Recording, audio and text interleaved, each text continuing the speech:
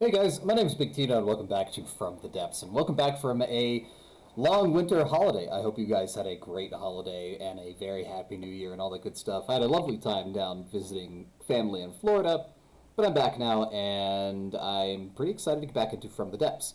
And we're going to start off in the creative mode where I want to show you my newest creation.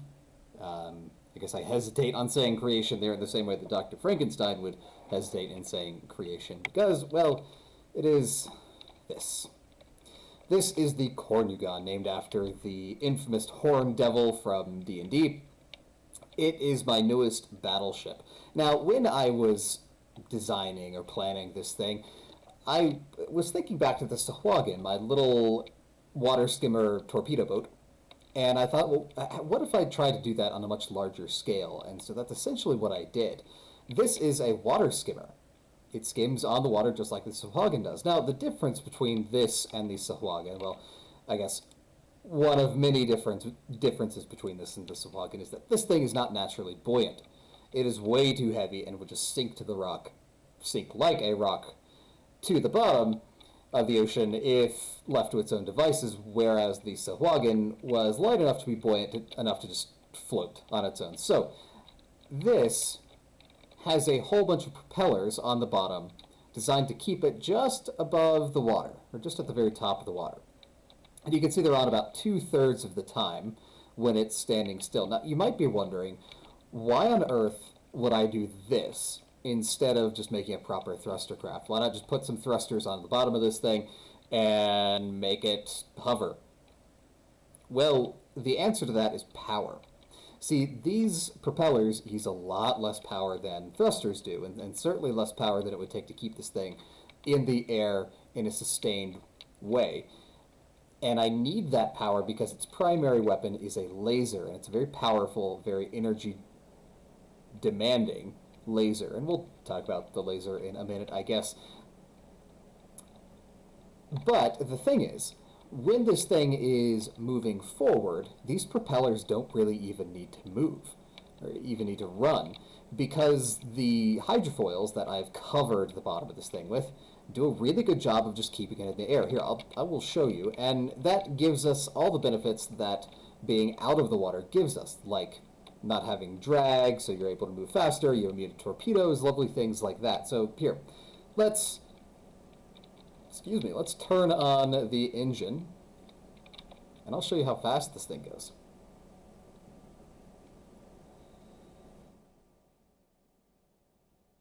And there it is. We hit 90 meters per second. We can get a little higher than that. We can get up to 92 or so. And you can see that once we start moving, the propellers don't need to turn on at all. And so essentially, this thing is hovering in the sense that, well, in every sense that really counts, without using any power to keep it there, which is pretty awesome. And now, the way I've done these engines here is I've used custom jets. Now, custom jets are great if you have lots of space for them because you don't need engine power for them. You just put fuel directly in. So none of the engine power that is very precious and needs to go to the laser has to go to the engines. And I did the same thing with the turning thrusters on the front there. You can see it does turn very well as well. And so all of the power of this thing, and there is a lot, if you look at the engine power down there, is going towards the shields and the lasers, which is great. Now, the shields, you can see these opaque shields here, the blue ones. I actually quite like how they turned out. Aesthetically, I'm not sure I like much of anything about this ship, but I do like how these shields turned out. These are strength 10 shields, and so they are very, very strong. And you can kind of see, maybe a little bit slightly, that there is an outer layer of invisible shields just outside of those shields. Those are strength 4 or 5 or so. Those shields are set up to switch over to laser deflection in case if any laser attacks are detected. And the reason I did that instead of smoke dispensers is that our main weapon is a laser, and we don't want to hit our own smoke. And then on the inside of the ship, kind of there, you might be able to see it a little bit, is a third layer of shields, again strength 4 or 5. And so this thing is very, very well shielded, and it's got nice, pretty thick armor too. So it's very well protected. And now the shields are able to run just on RTG power alone. That's many RTGs and how much electric engine power I have in this thing.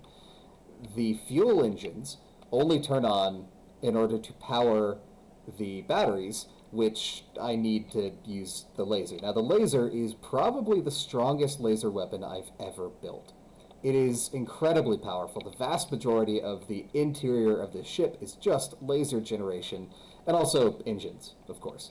Now, the way I did this laser is there is this central turret here that's a one-axis turret, turns left and right.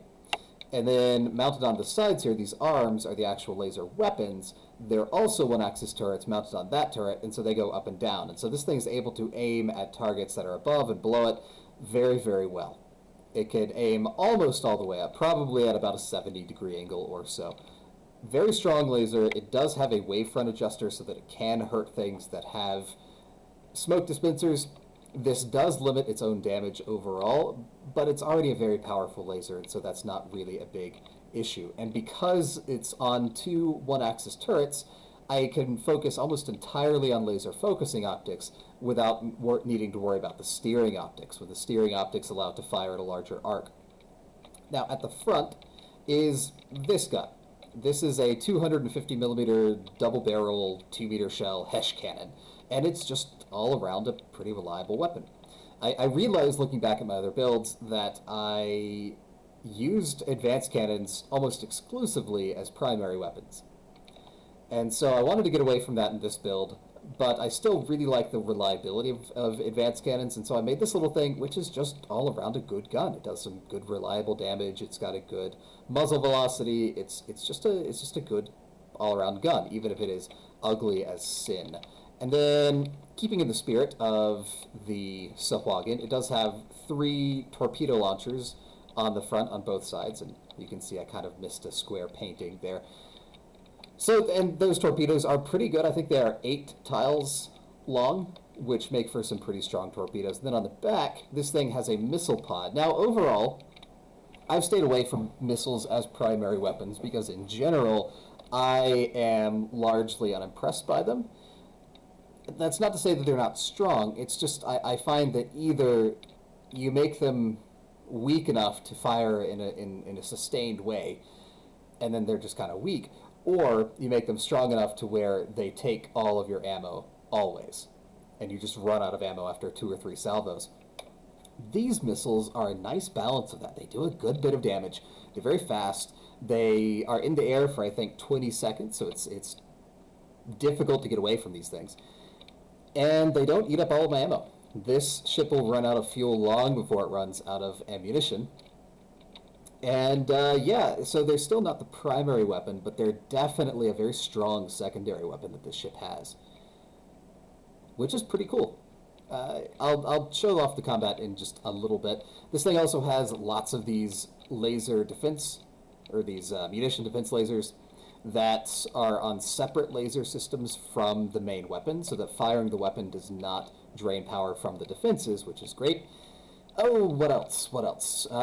It's got a very simple balancing system. You could probably see as it was moving, and as it's moving now, it does bounce around a good bit. And rather than using a PID system to correct for that, I just have a very simple system of control blocks that activate these directional thrusters here if it pitches too much, if it rolls too much, or anything like that. Okay, I think that I have prattled on about this thing too much now. Let's take it into some test combat. Okay, we're back for some test battles here. I have spawned in a Bulwark, which is the big, nasty Onyx Watch battleship here, just for this thing to fight. Now, one thing I found in testing, and I haven't done a ton of testing with this thing so far, is that it has a hard time targeting ships that have a lot of components under the water. And I realize that is a lot of ships.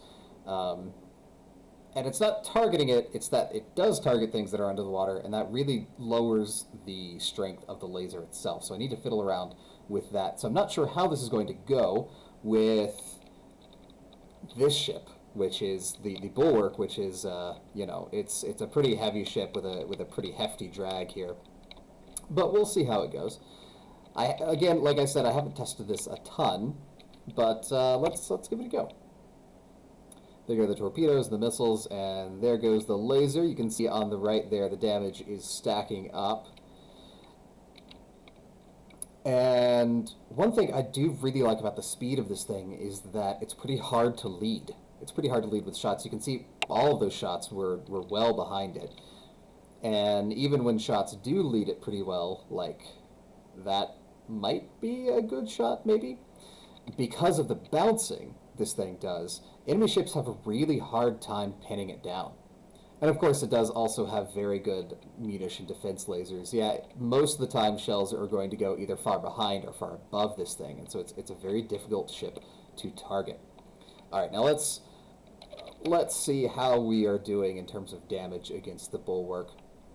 Now I do believe the Bulwark has very good laser defense systems as well, so it's probably going to shoot down all of our missiles. But it looks like our laser is doing a good job. Yeah, you can see here, now our laser it has a ton of armor penetration. I think its armor penetration is around 29 or something like that.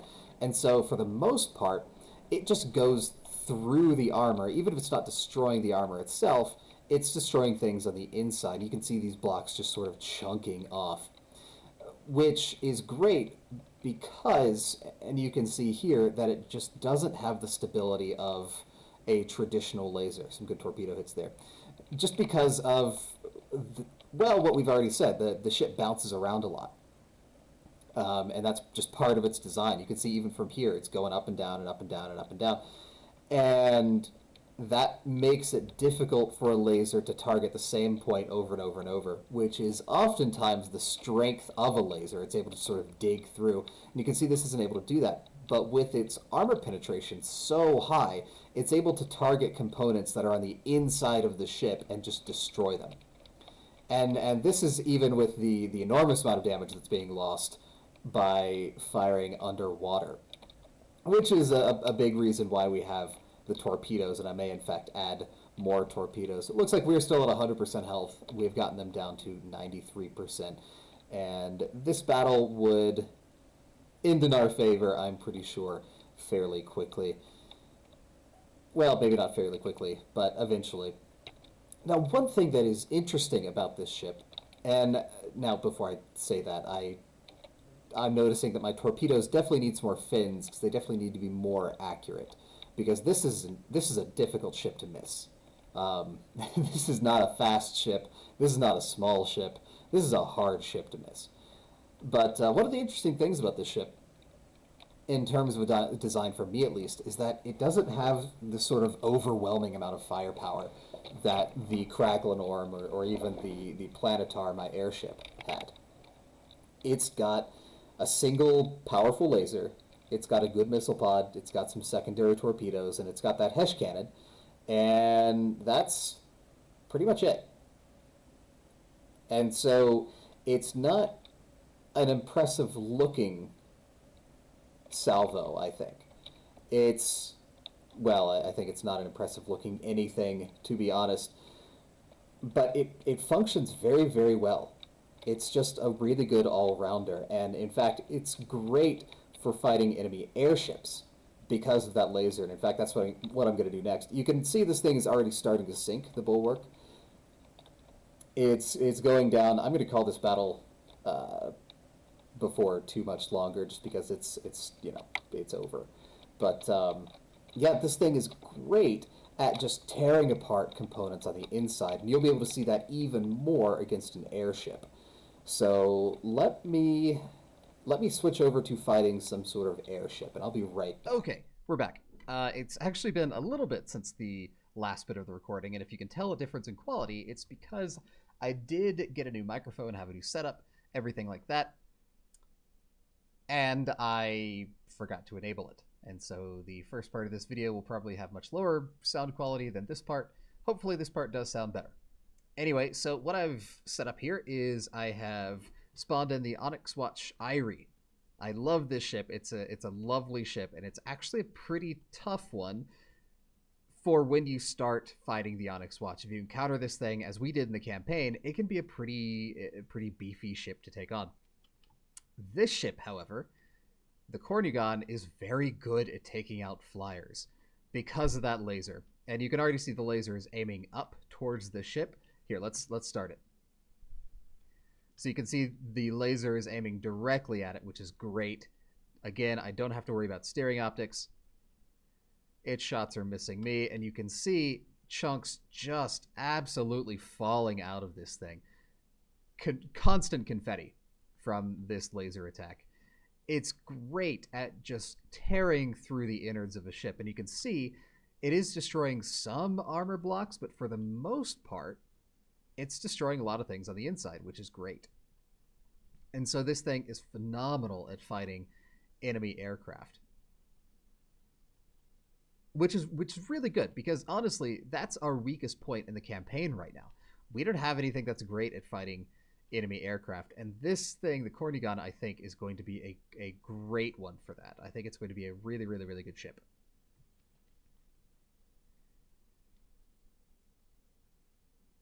Oh, I just love seeing all this confetti falling out. I know that it's not the most visually impressive weapon. I certainly am a huge fan of just the giant cannons and explosions and all that stuff.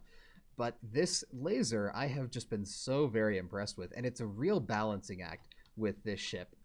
Ooh, loud engine noises there. It's a real balancing act in this ship to get everything right in terms of the energy output, because this thing requires a ton of energy, and you can already see that there is a little bit of a shield flicker going on every now and then. If the munition defense lasers have to fire and then get recharged, while they're recharging, the shields might go down for just a second. At least some of them might, because this thing, the laser especially, requires so much energy. We've already gotten it down to 84%.